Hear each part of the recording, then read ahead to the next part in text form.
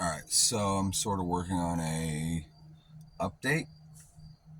I haven't done Sunday morning coffee in a long time. I don't think I'm going to resume that, but I just want to kind of reach out, thank everybody that's popped in and checked out the videos. I'm working on getting back into pushing the record button, getting back into the shop, showing stuff.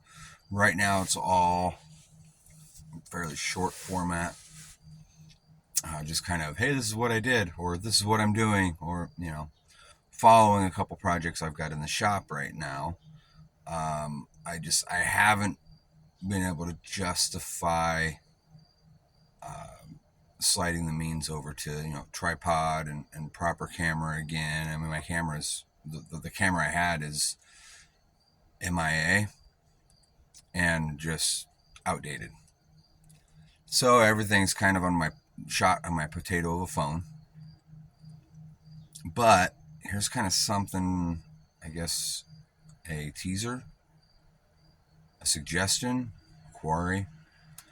I picked up a 63-ish, 63 or 64 F100. It's the wrong box. If you want to look that up, it'll explain the little sordid history of the wrong box Fords. And looking at this thing, I can go one of two routes. And I wouldn't mind input on this. What would you guys like to see?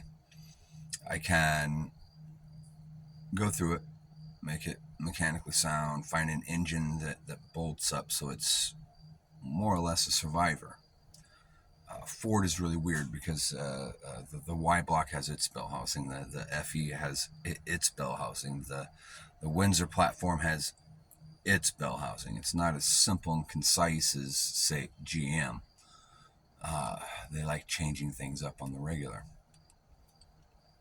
So I'd have to find 292 Y block, 312, something like that to bolt into it that runs. And I'm going through it, and I need at least one, but I do both rear leaf springs because one side is broken. Shocks, brake shoes, probably brake lines.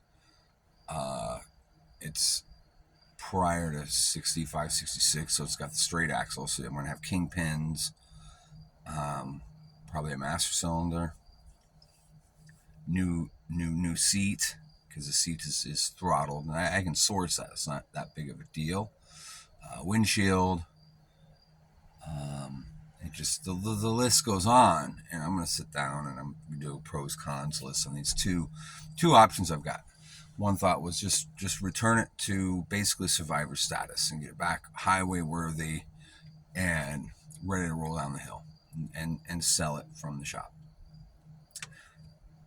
The second option, I'm heavily leaning towards this because I think it would help relaunch this channel for 4Q Customs and kind of help project and promote what it is I'm doing now, what it is I'm doing in this shop with this entity.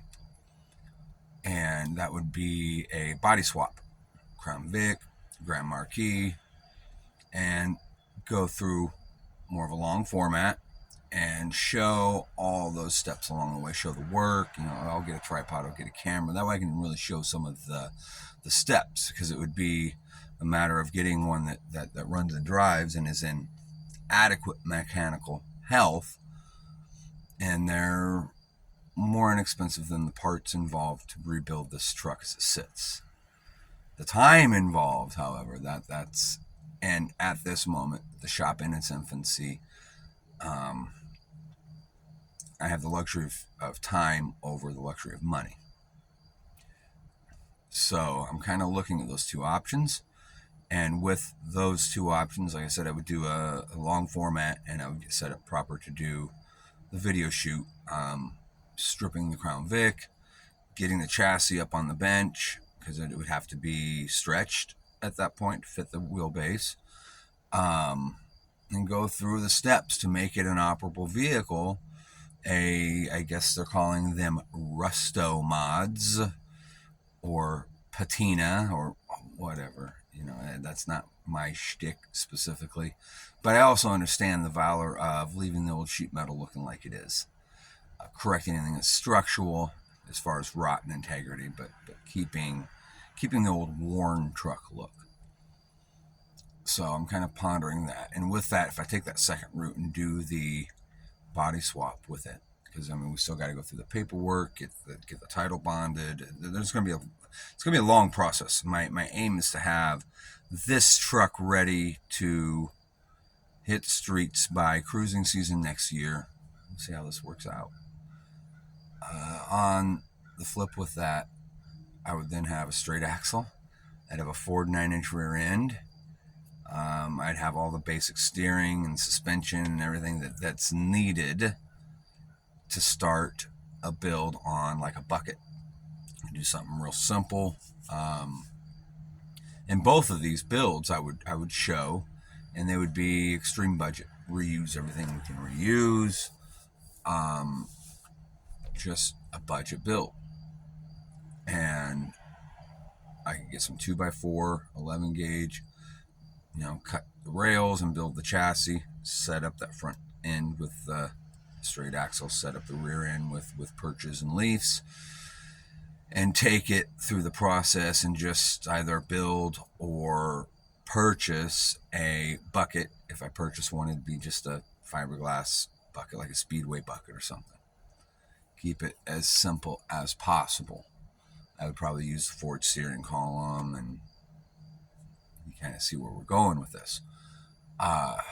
So that's kind of what I'm looking at now. And if I took that second option, it would give me the availability of 2 really nice series in long format of these builds.